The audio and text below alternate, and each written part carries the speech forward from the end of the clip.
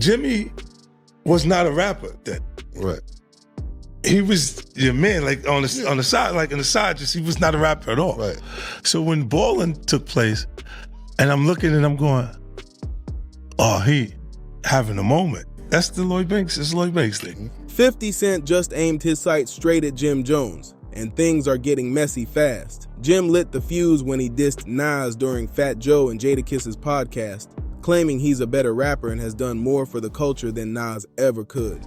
Yeah, I just seen the Breakfast Club. Jimmy popping all that bull. I be seeing Jimmy talking about, we Gucci boo boo. He in the Gucci store talking about, we Gucci boo boo. The Black King they was going fuck you up. Jimmy, they was like, Marita Monero. Fuck Coca-Cola. That's wild talk, especially coming from someone who used to idolize Nas. So what made him flip like that? Could Jay-Z be the one secretly pulling the strings behind the scenes? See, this ain't just some random diss. 50 Cent is flat out calling Jim a Jay-Z puppet. And when you look at the timeline, it's real suspicious. He wanted that. He was watching them be that, like Mace be that and Cam be that, and looked at, and it was finally, he had one. Mm-hmm.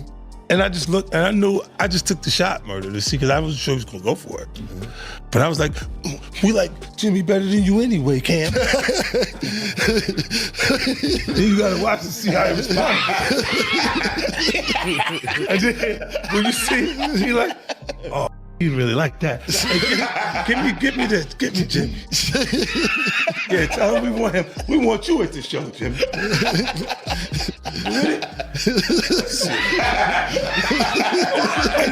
Yo, but that was one of those things I just threw it out and see what. And then when he bit to it, because it was like he was having a moment that not sure that was going to ever happen again at that point. And then he's going, for them, they had records that where, look, I always said it's to certain artists, I go, damn, when is he going to have his moment? Like, Fab, I said. For years, Jim dragged Hov through the mud, clowning him in interviews and throwing shade every chance he got. Then out of nowhere, he's calling Jay his big bro. Nah, that switch up looks sketchy as hell. Let's rewind to when the storm started. Jim sat down with Fat Joe and Jadakiss to talk recent hits, and Joe brought up how some of the younger crowd was saying Jim's done more for hip-hop than Nas. That was Jim's chance to stay humble, maybe give Nas his flowers, but instead he laughed and said, these new kids don't even know Nas, that his influence is way bigger. Like, bro, what? Dipset had their run for sure. They shaped a whole wave, but Jim didn't even shout out the Diplomats when flexing about his legacy. He made it all about him, like he carried Harlem solo. You could see Jadakiss's face drop instantly, heard the wildest take of the year. He didn't even need to say a word. His silence screamed, stop the cap. Everyone knows Nas is a certified legend. Meanwhile, Jim only started getting real respect in rap after Ballin' hit the charts. And now the same dude who was geeked just to meet Nas last year is suddenly claiming he's the better artist. That's not confidence. That's straight ego. Jadakiss kept it chill, but his face said it all. And trust me, every major artist in the game saw that clip and felt the tension. But Jim didn't pump the brakes. He hit the gas hard. He said he could out-rap Nas, better bars, sharper flow, bigger impact, more relevance, the whole list. Had the nerve to say, I'm more relevant now than Nas has ever been. That's not boldness, that's chaos. To back himself up, Jim started pulling out numbers, Billboard charts, Spotify streams, viral stats, album rankings, trying to turn data into proof. But the internet wasn't having it. Nas fans pulled up receipts instantly. They flooded the comments, reposted comparisons, and dragged Jim for disrespecting a man who's been dropping timeless albums since before Jim even had a deal. Put it to you like this, Jim. Hey, bro, you been at this thing, but lyrically, I'm gonna keep it a stack with you. Yeah, y'all but look how you dress. Nas. Look how you dress. You don't even be in the same places I be in. And the things that we listen to, I can be in the church house. You can't F with Nas lyrics. I don't know who told you that. Now look, I know you on that good stuff, but you're not seeing Nas. You're not seeing Nas, bro. Let's be real. You got a bunch of 40 and 50-year-olds in their panties because I said I'm better than It don't Nas. matter. Look at you. Look at you. Nobody from Dipset gonna take you over Nas. And let's be real, this didn't just appear out of nowhere. That tension's been bubbling since the early 2000s when Nas called out Dipset and clowned Cam'ron's "Come Home With Me," calling it trash. Cam clapped back over Nas's "Hate Me Now" beat, and just like that, a full-blown war exploded. Harlem versus Queens, Pride versus Legacy. Coming up and things like that. I've heard you say that. Since the barbecue and things like that, like he really put the whole dope boy rap, crack hustler, get fresh rap into perspective before anybody else. Before I heard Jay do it, before I heard anybody else, like he changed the cadence of rap into a whole different steam. Like he's the one that broke the camel's back when it came to artists like, to me, when it came to artists like Big Daddy Kane and all these artists that came right before him. Like after Nas came with that, they started to fade out, and then Jay, Fat Joe, like all of these rappers that are spitting about the life that we was really starting to live right now and how it was changing. Like this is, you know what I mean? So that's how I felt about that whole little situation. But here's the real twist. While that Dipset versus Nas feud was heating up, Jim was also beefing with Jay-Z at the same time. Jay used to clown Jim publicly, and things turned ugly fast. The real tension exploded when Jay refused to make Cam'ron the vice president of Rockefeller. That move caused a massive fallout between Harlem's crew and Hov, and Jim took Cam's side hard. From that moment on, a long, nasty rivalry with Jay-Z was locked in. Diplomats know nobody entries and like if you want to go to the Billboard entries, pull up Nas Billboard entries and pull up my Billboard entries. Can we address one thing though? Go ahead. Jim Jones has 9 entries in the Billboard 200 with 3 top 10 albums and no number ones, while Nas has 27 entries, 16 top 10 albums, and 6 that have reached number 1 on the Billboard 200. Right now, 2025, I'm in the game still rapping at a high capacity. If Nas wants to smoke, come in the booth. I will rap circles around. Jim Jones is rapping at a high capacity right now in 2025. I'm on record as saying I think some of the best music that's been coming out of New York in recent years has been from Jim Jones. I haven't seen Nas in that mode. Nas still makes great music at a high level. I just haven't seen Nas in that, let's get active, getting at each other mode. Fast forward to now, Jim's suddenly praising Jay-Z while dissing Nas after years of throwing shots at both of them. That's not random. That's strategy. Something behind the scenes is shifting, and the whole rap world's tuned in to every word. Jim Jones and Cam'ron always felt like they got played, like Rockefeller used Harlem for the image, then tossed them aside when the spotlight moved on. Let's not forget, it was Dame Dash who first brought them into the rock circle, not Jay. But once Jay took the throne, Jim and Cam felt like he pushed them out intentionally, like he wanted to erase Harlem's shine and claim all the glory. And Jim, he didn't hold his tongue. He went right at Jay, called him soft, said he was disconnected from the streets, and accused him of locking Harlem out of the whole Rockefeller movement. Jim Jones went on Fat Joe and Jadakiss's. Oh, look, a topic in a topic. Yeah. He went on Fat Joe and Jadakiss's podcast and had a lot to say about some dude on the internet that said Jim Jones is better than Nas and has more Billboard hits than Nas. It was a young kid. I believe he was like 23 or something, 22, 23. And he was saying that for his generation, his era, they don't look at Nas. And a lot of people took offense to that. I personally did not take offense just because of the kid's age, of the generation. It's like a sports conversation. Like the numbers are the numbers. But in New York City, with rappers, we don't necessarily go by that. Yes, Travis Scott is the bigger act, more hits, more numbers, more. But to the rappers, don't nobody give a about what Travis Scott is talking. But this wasn't just rap talk. Jim took it to the streets.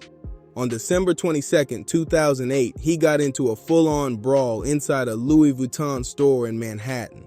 And the guy he fought, a close friend and business partner of Jay-Z.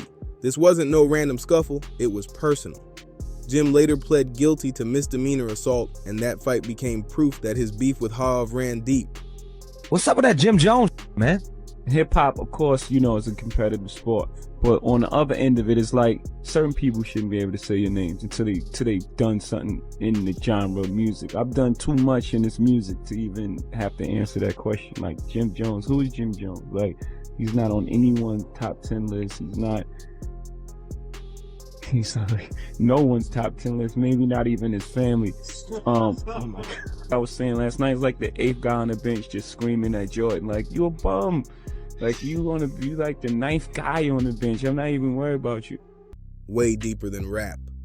But here's where it gets crazy. After all that drama, years of calling Jay out, mocking him in public, and swearing he'd never fold, Jim caved. He went crawling right back to the same man he'd been dissing for decades. That's wild behavior. The same dude who once tried to tear Jay down was now begging Hov to save his career, and that's exactly why people say Jim can't be trusted. He's known for switching sides whenever pressure hits. It's like loyalty just doesn't stick to him. I'm still here. From whatever you painted the picture to be, to me to being a hype man, or he wasn't the best rapper, or he just started to get whatever you want to narrative you want to paint, you still got to listen to me talking to you right now in 2025. What I did for Nas probably never been done for him in his life. He's never been that viral at all, ever. He's never been talked about like this ever in his life. The last time he was in some shit like this where people were comparing is when him and Jay was beating on him. And that right there, that's why 50 Cent never respected him. Back in 2007, when the G-Unit versus Dipset beef was heating up, Jim shocked the whole game by showing up at a G-Unit event.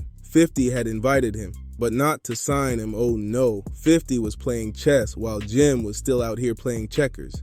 He brought Jim out just to expose him, to prove to the world, and especially Cameron, that Jim would do anything for attention. It was a straight setup. 50 humiliated him in front of the whole industry. No contract, no deal, just a cold reminder that loyalty actually means something in this business. From that day on, 50 saw Jim as weak, a man with no code. And fast forward to now, 50 and Jay-Z have been in a quiet Cold War for years. I wasn't in the ad because of Jay-Z and them was putting it together. Mm-hmm. So I think they still harbor some energy towards me. You think you were purposely left out of the ad? No. Okay. I don't think. I think that they were saying the NFL had some issues with me that I don't know what those issues are. Like what is the issue? You see what I'm saying? Like, and I with M, because like with Nori he had communication. He said, yeah, I talked to the big homie. He was saying to Jay, he was telling me, you know, the white boy wouldn't do the truth without 50. I hit the homie, the big homie Jay-Z, right? And I told him to come pull up on me. And he pulled up on me and he said, the white guy called for 50 Cent. So I said, well, who's the white guy? I'm digging this Jimmy Iovine. He said, no, Eminem called directly for 50. And he said, that's his guy. He said, I can't do it if I can't bring 50 up. But that's his guy. Right? And I'm like, that's when I start saying crazy stuff, big. I'm not looking, I go, oh, that's your big homie, right? So you image yourself after a gay painter. The big homie want to look like a gay painter. What are we talking about here? We're talking about Basquiat. He wants to look like a gay painter. Oh my God, I think I know where we're going with So this. now look, what I'm saying to you is, look, when you start looking at, that's not mine, that's theirs, their heartbreak, right? But when you look at, M is looking at the entire legacy. Yeah. So when Jim ran back to Jay begging for a Roc Nation deal, that was the final straw. The second that paperwork went through, Jim officially became 50's enemy. And not long after that, Jim started tossing slick little shots at Nas. Yeah. Were you smoking when you said you better than Nas? I might have been a little bit. Well, as far as let's get this right. I'm way more influential than Nas, and I don't care what nobody say. I know I made a little boo-boo when you talk about the sales and all this type of shit. I don't feel like getting into that rhetoric about where I started and where he started. Well, you said that But listen, Nas was nice when I was in high school. Coincidence? 50 doesn't buy it. Not for a second. He's convinced Jay-Z's pulling strings behind the scenes, using Jim as a pawn in a much bigger game. Jay's been itching to stir that pot with Nas again, but instead of getting his own hands dirty, he's letting Jim do the swinging. Classic Hove move, stay quiet, move slick, and let somebody else carry the smoke. But 50, he's not fooled at all. The moment 50 Cent caught wind of Jim's little alliance with Jay-Z, he didn't waste a second. He went straight to Instagram and flamed him like only 50 can. The man lives for this kind of chaos. He dropped clips, memes, and captions clowning Jim for selling out, saying he switched sides just to stay relevant. 50 called him the industry's favorite puppet and hinted that Jay-Z was pulling his strings to do the dirty work he didn't want to touch himself. And 50 wasn't just trolling for laughs, he was dead serious.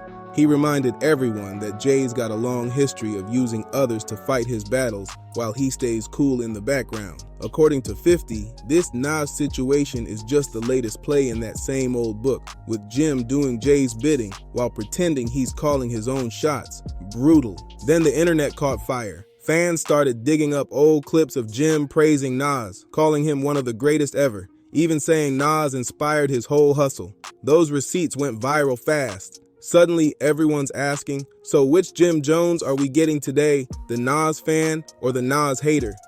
It made his whole act look shaky, and the memes came flooding in.